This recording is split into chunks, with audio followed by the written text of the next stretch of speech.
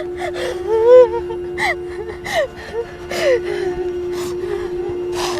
dulu, diam dulu. Yuk. Stop dulu, stop dulu.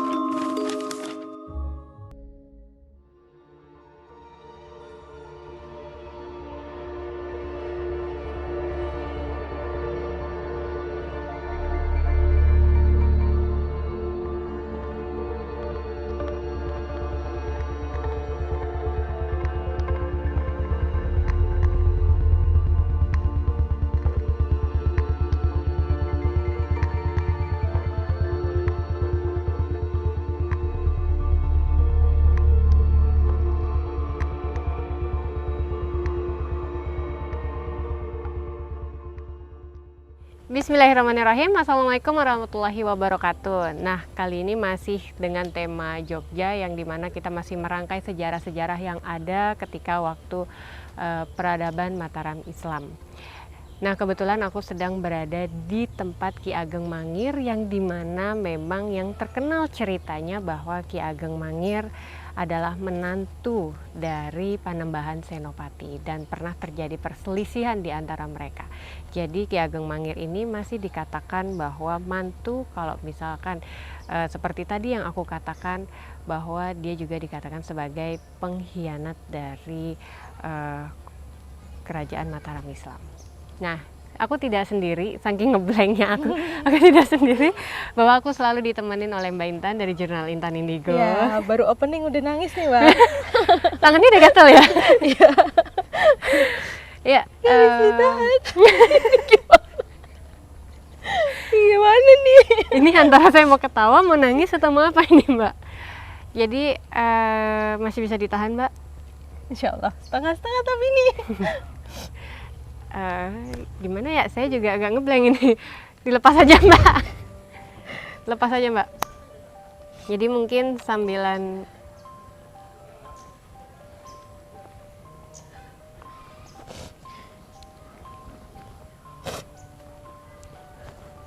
Assalamualaikum.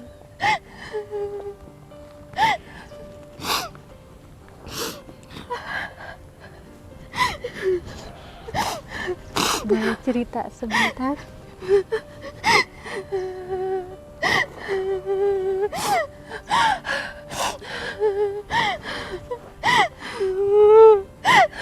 Ini jangan nangis lagi, saya bingung.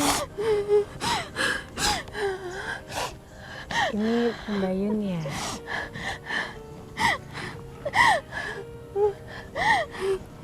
Stop dulu ya. Ya malah ngajak nari, ya ampun.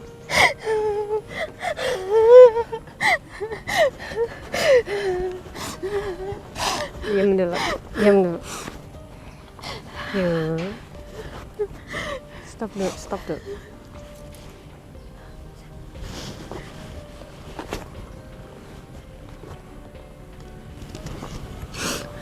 Aku tahu kamu sedih. Ada yang mau diceritain? Ada yang mau diceritain? Kamu ingin menunjukkan di sini? Pernah menari di sini?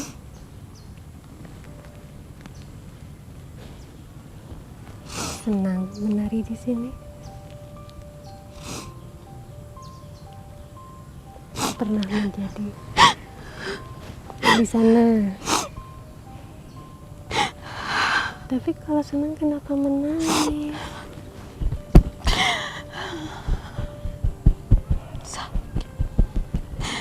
Sakit. Hatinya sakit sekali. Namamu? Mbayun. Kamu sudah tahu. Tapi narinya nanti lagi ya. biar bisa kita menceritakan apa yang Dulu saya nari di sini, Lede. tapi bukan kemauan saya.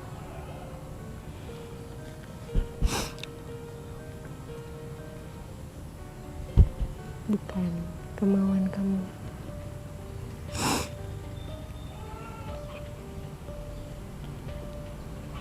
Ya, tapi narinya nanti lagi.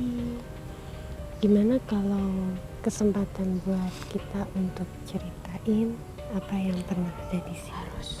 Harus dari sini sampai ke sana. Sampai belakang. Jauh di sana. Sampai sana. Belakang tembok. Masih jauh, Masih jauh. bukan hanya di sini. Bukan hanya di sini. Sini tempat saya nari. Tempat saya nari di sini. Dan Mangir duduk sana. Itu yang buat kamu akhirnya jatuh cinta.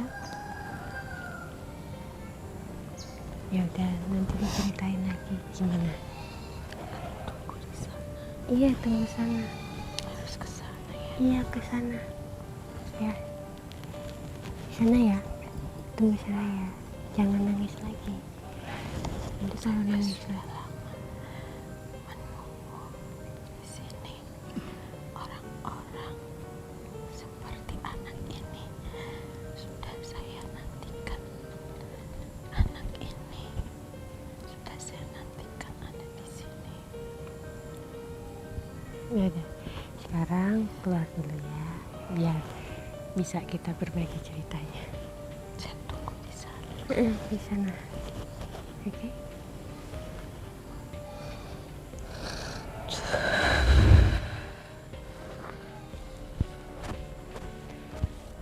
Baru permulaan, guys.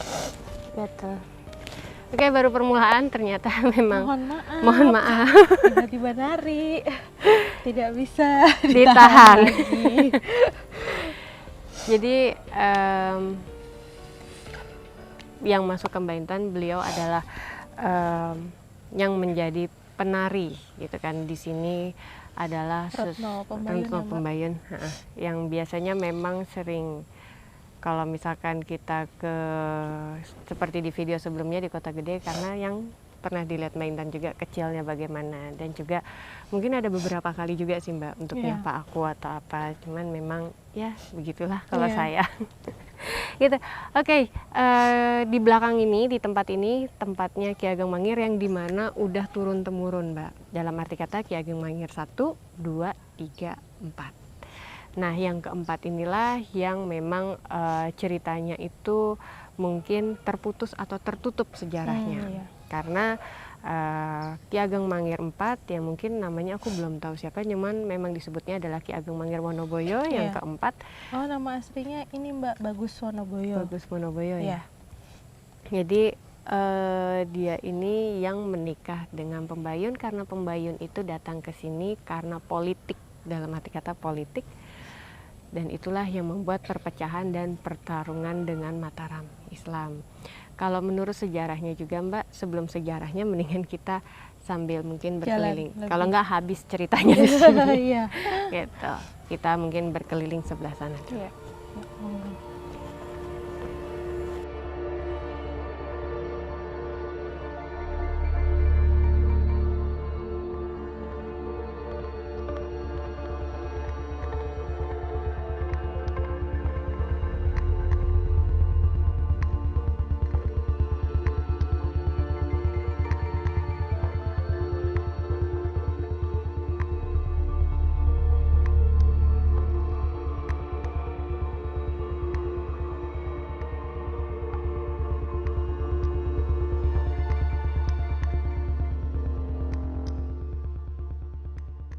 Nah, jadi ini Mbak, kenapa di sini kok ada kayak pura gitu kan? Ada. Tadi aku bertanya-tanya gitu. Jadi gini, sebelum masuknya Islam ke sini, ini menurut yang aku baca dari banyak referensi itu bahwa sebenarnya satu desa ini tuh beragama Hindu gitu. Jadi masih ada terbawa Hindunya gitu. Iya. Tapi kalau memang kita out of topic ya dalam arti kata, sebenarnya ini itu kalau misalkan kita runtutin ke belakang lagi, ini masih ada hubungannya sama Mataram Mataram kuno kuno, gitu. iya. Jadi masih bau-bau Hindunya tuh masih ada gitu.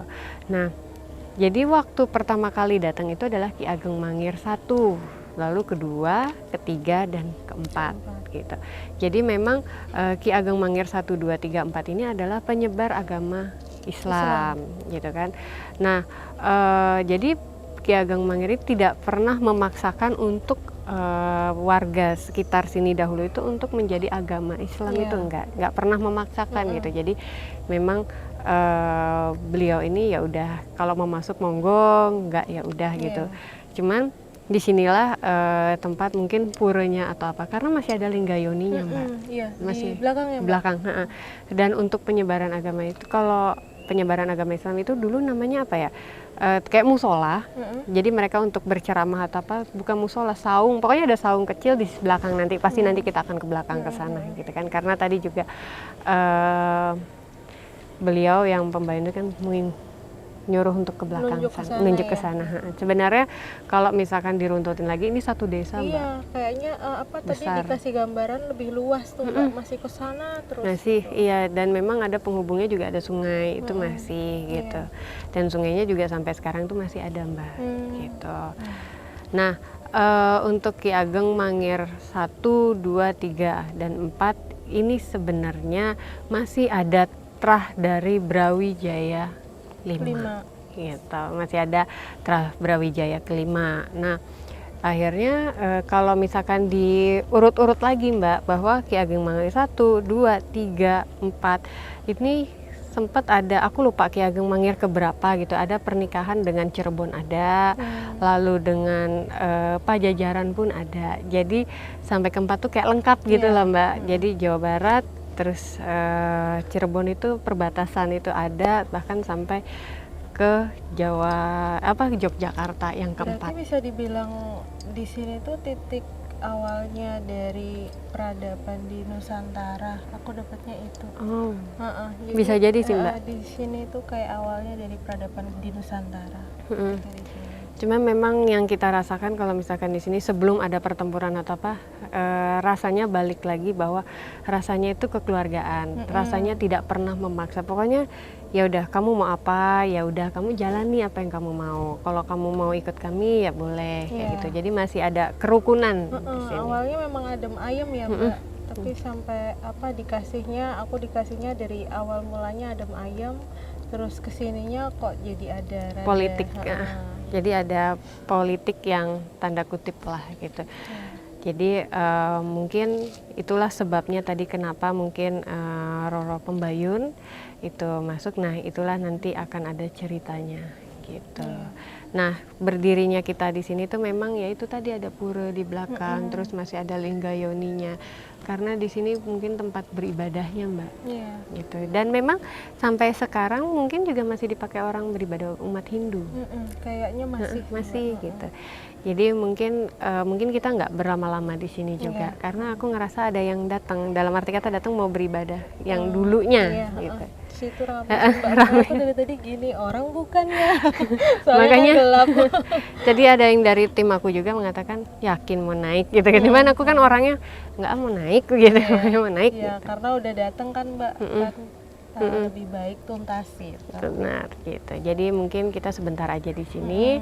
Kita memberitahu bahwa ke penonton Bukafnena dan penontonnya dari Jurnal Intan Indigo bahwa di sini dulu adalah agama Hindu. Gitu, masih kita urut-urut ke belakang masih ada kayak mungkin masih ada hubungan sama Prambanan dan yang lainnya.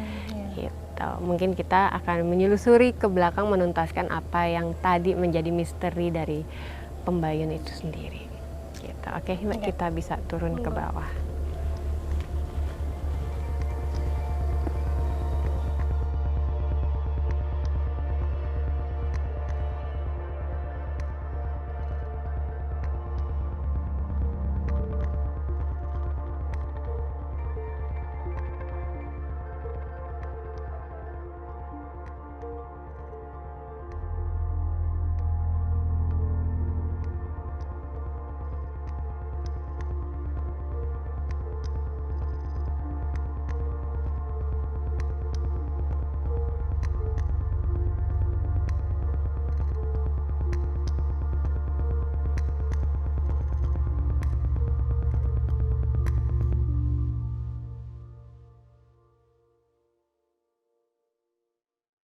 Nah ini Mbak udah maaf ya begini. Jadi tadi kan udah dari atas, terus kita jalan belakang ke bawah lagi gitu. Dan masih bersangkut pautnya sama yang tadi bahwa ini ada lingganya Mbak. Lingganya memang tinggal lingganya aja karena yoninya ada retakan yang diduga itu adalah yoni pasangannya ini, tapi sudah retak gitu. Dan mungkin masih menjadi perdebatan itu benar atau tidaknya gitu kan. Nah dari lingga yoni ini bahwa sudah diketahui bahwa memang peradabannya sudah lama juga Mbak, lingga yoni gitu. Iya. Dan memang masih di apa ya,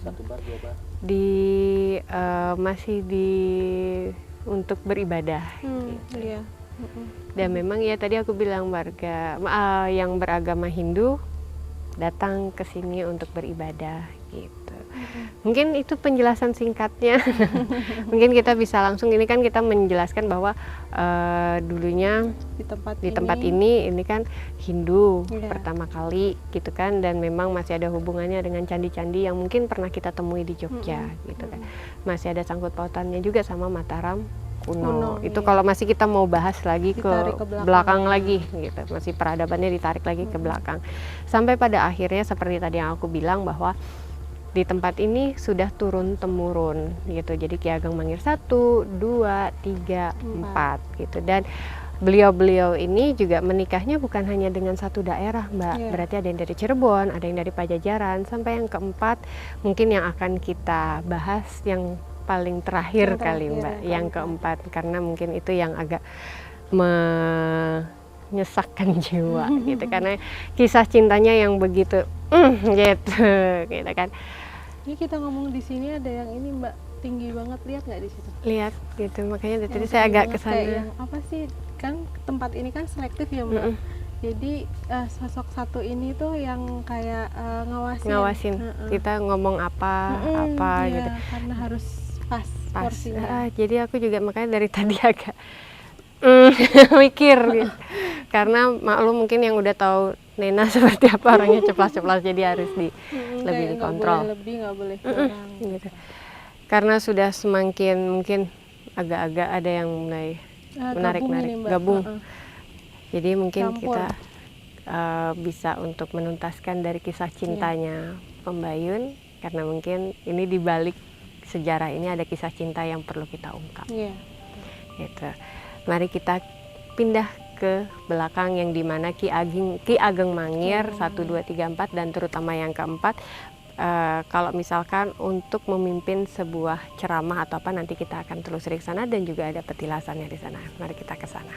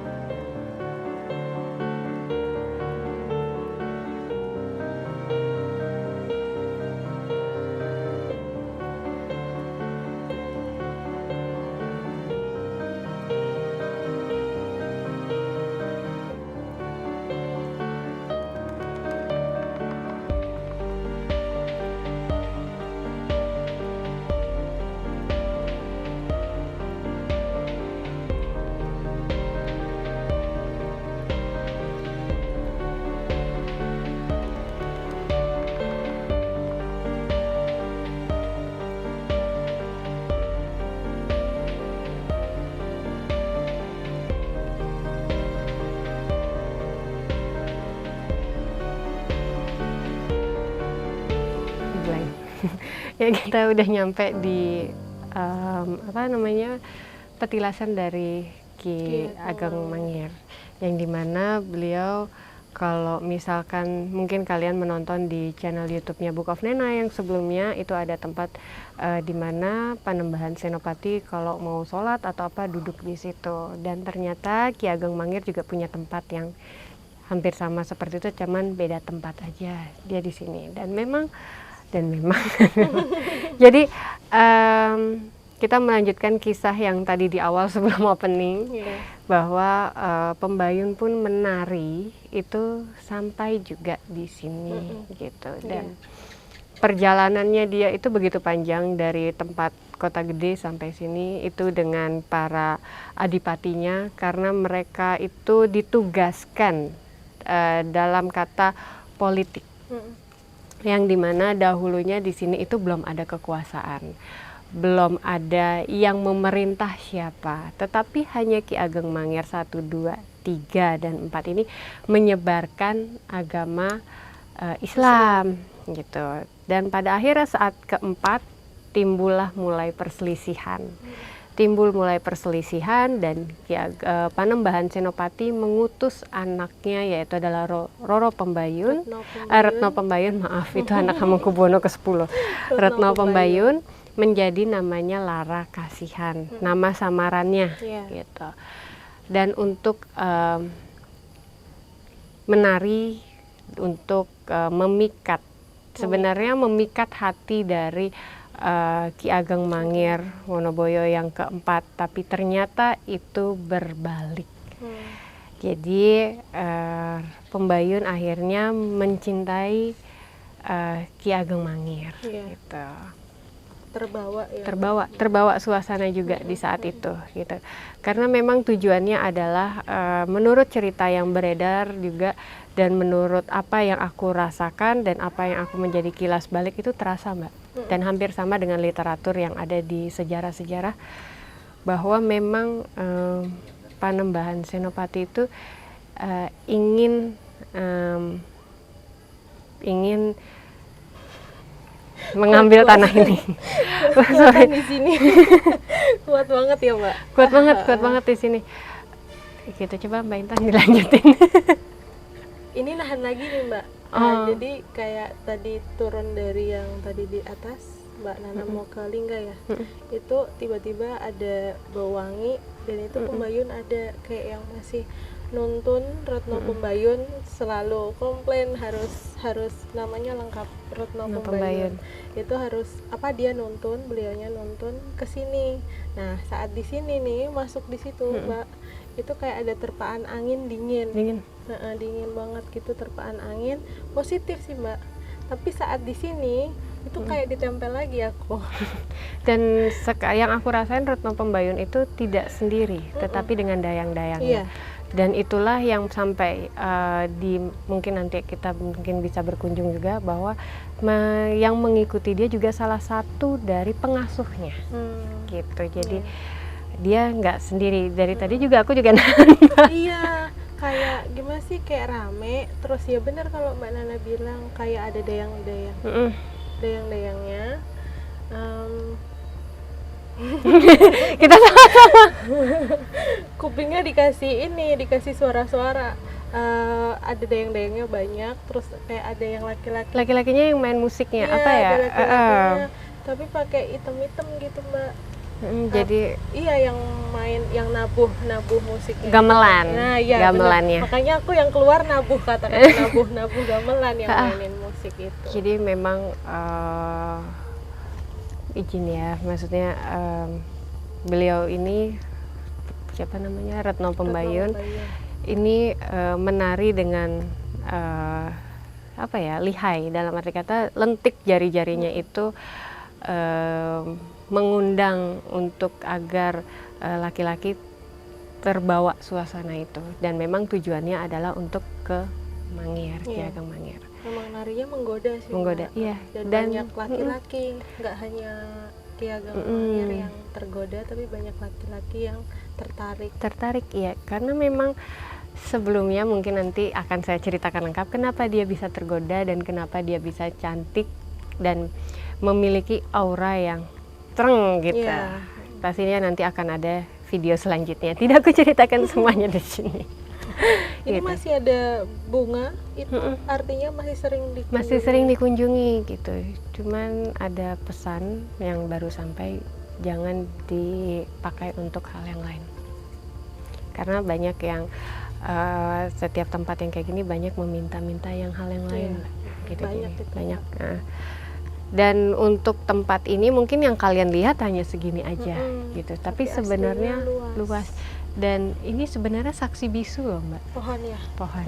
Saksi bisu, dan aku tuh di sini kayak berasa, jadi kayak maju mundur Mbak, dalam arti kata pagi, siang, sore itu kayak enak banget. Dan Ininya tuh, maaf dipotong Mbak, narinya Retno Pembayun itu malam ya Mbak? malam, Malam kayaknya ya jam-jam segini. jam-jam segini. Kayak ya habis menjelang Isya gitu. Kalau sekarang Isya ya, Isya. menjelang jam 7 ke atas gitu. Karena memang untuk pertunjukan itu kan dia malam hari Mbak gitu, karena mungkin di pagi hari atau siang harinya orang-orang itu kan sedang melakukan kegiatan-kegiatan gitu. Cantik banget ya Mbak. Cantik. Retno Pembayun, dan apa auranya tuh ini banget, keluar banget. Kalau sama aku kan mungkin karena aku orangnya nggak terlalu menggubris ya Mbak ya, dalam arti kata, duh nanti deh gitu. Tapi di tangan saya kenal. Tangan aku tahan-tahan ya. Kalau dua-duanya masuk Mbak, Nah ini siapa? siapa? Jadi siapa yang akan menggantikan di sini? Gitu. Jadi memang yang ingin disampaikan Retno Pembayun, mungkin ada yang ingin disampaikan dari beliau. Mancing. Ingin disampaikan dari beliau. Mancing ada besar, sini udah bisa samur situ mancing. Gitu. Jadi kalau misalkan di Batu ini ya, Mangir ini sering duduk di sini, dan juga sering, sekarang mungkin tempatnya udah agak berubah Mbak. Jadi kayak saung dulu itu tempat untuk dia menyebarkan agama Islam atau ceramah-ceramah. Masih ada itu kayak yang dibikin. Sampai sekarang masih ada, masih dipergunakan. Untuk pengingat, reminder gitu, kalau dulunya ada seperti ini gitu. Iya benar. Gantian dong komunikasinya. Ada yang mau ini emang pesan? Nggak tahu ya saya tahan. Nggak bisa gitu Nggak bisa. Nggak bisa ini. Mau dilepas? Nggak. Biar gantian. Kalau dua-duanya kan. Nggak, soalnya beliau dalam arti kata mungkin banyak orang yang mengatakan dia itu dalam arti kata Roro Pembayun itu Retno Pembayun, maaf itu anak kamu kemana sebut Retno Pembayun itu, bahwa terkadang itu ada beberapa foto saya itu hampir kayak ke dia gitu. Cuman ya udahlah, cuman angin lalu buat aku gitu kan. Cuman dari tadi Mbak, dalam arti kata ini kesini tapi kitanya nahan Mbak gitu. Tapi yang deket ke aku itu bahwa dayang-dayangnya, iya. Dayang-dayangnya yang ini. Karena perempuan-perempuan Jadi juga dalam arti kata juga sebenarnya menunggu Mbak Intan baru yang kesini. tahu aja udah ditempel. Iya. Gitu. Jadi dayang-dayangnya itu mengikuti bagaimana Retno Pembayun kalau mulai. Karena beliaunya ada di ngikutin kita, nggak tahu kenapa ya Mbak, tapi kayak yang datangnya ke sini itu pertama udah diundang. Aku pribadi udah ngerasa diundang itu udah jauh sebelum Mbak Nana ngajakin ke sini kan. Terus di balik undangan itu kan kita nggak pernah tahu kalau kita nggak sampai ke lokasinya. Tapi ketika sampai di lokasi tuh tadi di depan dapat pesan. Terus kayak beliaunya Retno Pembayun ini ngikutin kita. Bahkan dari sebelum di tempat ini, dari Kota Gede sebelumnya beliaunya ngasih terus gitu. Kayak yang udah diarahkan, dan memang nggak boleh berhenti di sini gitu. Kayak harus melanjutkan ada lagi, iya. Sampai titik di mana dia berakhirnya. Berakhir dalam sejarahnya. Beliaunya meminta begitu, mungkin ada maksud. Jadi kayak Retno Pembayun itu berkeinginan kalau ingin diceritakan. Banyak orang yang belum tahu tentang siapa dia, beliau, gitu. Iya, tentang Retno Pembayun banyak yang belum tahu, dan kalaupun tahu masih ada yang simpang siur, ada yang ini, dan beliaunya ini kayak yang nempel ke kita terus. Itu tuh kayak yang ayo ceritakan yang sebenarnya tuh begini, udah ribet. Sebenarnya tuh begini gitu. Cuman satu hal Mbak, kalau kita aku sebenarnya ingin menceritakan apa yang sebenarnya terjadi itu udah lama banget. Tapi terkadang masih tersimpan dengan aku, masih kayak aku ragu untuk ngeluarin gitu loh. Kenapa? Karena kan nanti itu Ya, Nah, pasti ada. pasti ada gitu. Dan memang di literatur manapun, sejarah manapun, kalau kalian search Pembayun itu agak susah dicari ceritanya. Iya. Pasti kalau kalian bisa cari, bahkan ada gosip-gosip yang zaman sekarang keluar itu bahwa Retno Pembayun menikah dengan Pangeran Jayakarta, padahal usianya jauh banget loh Pangeran Jayakarta dengan Pembayun. Lalu ada juga yang mengatakan bahwa Pembayun itu di Depok. Depok itu katanya makamnya juga ada. Dan sebenarnya setelah nanti terakhir dia itu sejarah menutup ceritanya. Jadi tidak terbongkar siapa dia gitu Kayak kan. tertutup ya Mbak. Jadi kayak bukan disembunyikan sih, tapi kayak Alihkan.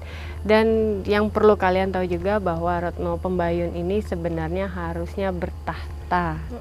Seharusnya dia yang memimpin kerajaan Mataram Oh Islam. iya. Soalnya tadi sempat ada dikasih rasa tuh habis bahagianya masa kecil, remaja, dewasa mulai ada konflik. Nah, di saat di usia tertentu kayaknya masih terbilang muda ya Mbak usianya. Itu tuh dia kayak ada rasa sakit hati gitu. Masih. Sakit hati dan itu dibawa sampai sekarang tuh dikasih. Kalau rasanya itu ya memang kalau kita makin dari kota gede kita diberikan rasa senang dia, rasa bahagia dia. Semakin kita napak tilas ke tempat dia yang pernah singgahi, semakin terasa bagaimana dia sakit hatinya gitu. Bagaimana rasa cintanya ada, sayangnya ada, tetapi rasa sakit hatinya dan kekecewaannya. Iya. Gitu. Hatinya tuh sakit, kecewa. Dan kekecewaannya ada pada satu dalam lingkup hidup dia gitu. Jadi mungkin kalau misalkan dia itu kan menari menjadi seorang lede, yang dimana itu juga politik dalam arti kata bahwa seperti tadi yang sudah aku singgung bahwa Panembahan Senopati dengan adipati-adipatinya itu saling berdiskusi dan akhirnya menyuruh Retno Pembayun untuk menjadi lede. Tapi sebelum dia menjadi lede, dia ada suatu tempat dulu nih Mbak. Gitu. Oh iya, sebelum ke situ ya. Gitu. Jadi memang sudah dipersiapkan. Gitu. Jadi bagaimana dia menjadi lede itu sendiri, dia menari, dan sebenarnya dia tujuannya yang aku lihat juga tujuannya dia menari lede itu sebenarnya hatinya ngeganjel. Dia manut lah sama ayahnya, sama bapaknya, dia manut dari kecil menurut gitu anaknya. Yang diucapkan bapaknya diikutin walaupun gitu. Hatinya kayaknya berat, redek gitu kan. Berat, bukan kemauan dia sendiri gitu. Dan yang aku lihat juga bahwa Ki Ageng Mangir yang keempat ini ganteng loh Mbak. Iya, ganteng, mempesona. Jadi memang jadi perempuan itu kalau ngelihat itu ya pasti tertarik. Dan memang walaupun dia memang yang aku lihat memang beda usianya jauh Mbak. Dan Ki Ageng Mangir yang keempat ini memang selain mempesona, dia pun juga dengan masyarakat sekitar ramah. Gitu. Dia untuk jatuh hati atau apa itu agak sulit. Tapi ketika Retno Pembayun menjadi lede, dia tertarik gitu. Dan pada akhirnya di sinilah terjadi buah cinta mereka. Dalam artinya bukan buah cinta anak ya, maksudnya tumbuh semi-semi ketertarikan dan sampai pada akhirnya mereka mengikat sebuah hubungan dan akhirnya terjadilah pernikahan gitu. Itulah asal mulanya cinta mereka. Tapi memang dia menari, mungkin yang sekarang terbawa dia masih menari, dia menangis itu karena ada penyesalan, kekesalan, terus rasa marahnya, sakit hati ya. Tapi cintanya itu masih nyangkut, dia simpan sampai sekarang. Itulah, jadi kekuasaan dan cinta itu bercampur menjadi satu di tempat ini gitu.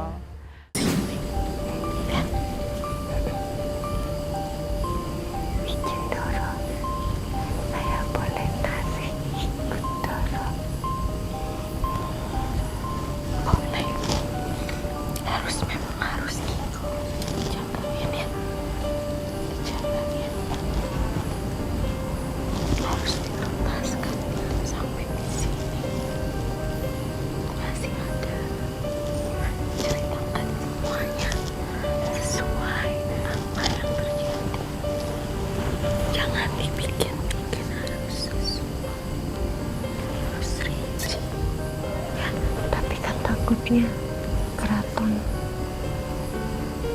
Sudah saatnya orang manusia tahu cerita yang sebenarnya. Saya tidak akan bisa pulang dengan tenang bila cerita itu terus disimpan. Harus semua dituntaskan. Saya pilih anak ini untuk bisa menuntaskan apa yang masih mengganjal selama ini dalam diri saya. Tidak di sini, masih ada tempat lagi yang harus dikunjungi. Sudah saatnya semuanya tahu. Ya, saya tunggu di sana. Di sana. Saya tunggu Sekarang. sekarang. Enggak besok. Sekarang.